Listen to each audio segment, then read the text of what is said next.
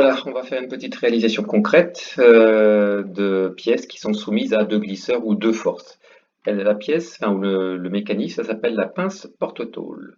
Donc on va passer par différentes étapes de résolution. Alors on va vous montrer un petit peu ce qu'on peut écrire sur la copie quand on fait cette étude de mécanismes soumis à deux forces. Voyez d'abord la pince, comment elle sert, c'est-à-dire que voyez, on a ici le transport d'une tôle.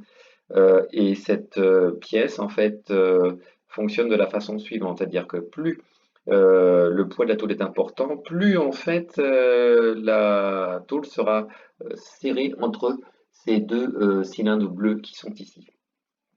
Voilà, on retrouve ici le mécanisme dynamique en 3D et le plan du mécanisme ici qui comporte en fait 8 pièces si l'on considère que la tôle est au milieu, avec ici des excentriques, on appelle ça des excentriques, hein, des cylindres bleus là, puisque l'axe de rotation, vous voyez, est décentré.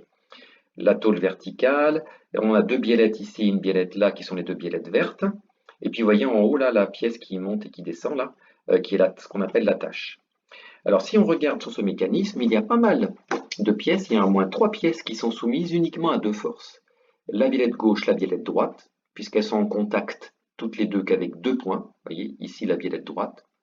Et puis la pièce du fond, là, que l'on appelle le support, qui est bleu foncé, que je montre avec ma flèche là, eh bien lui, il est en contact avec ici et ici, les deux excentriques.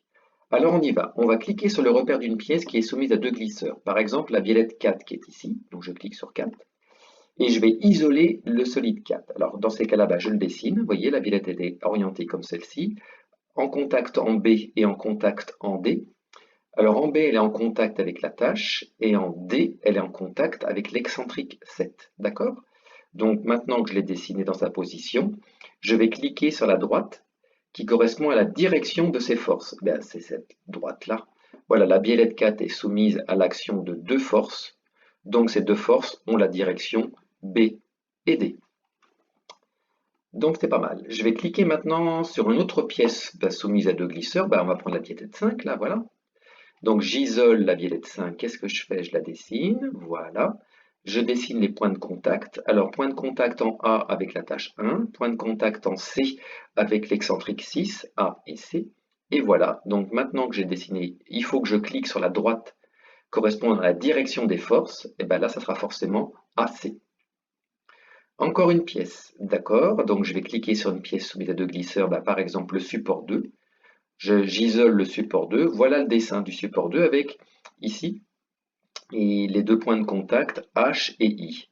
H le voilà, I le voilà. Je vais cliquer maintenant sur la droite HI. Voilà la droite HI qui va être donc le support des deux forces. Donc ces deux forces ont la direction HI. Alors en H, je suis en contact avec l'excentrique 6 et en I, je suis en contact avec l'excentrique 7. D'accord? Donc voilà ici trois étapes de trois études de solides soumis à deux forces. Et j'ai 20 sur 20, youpi!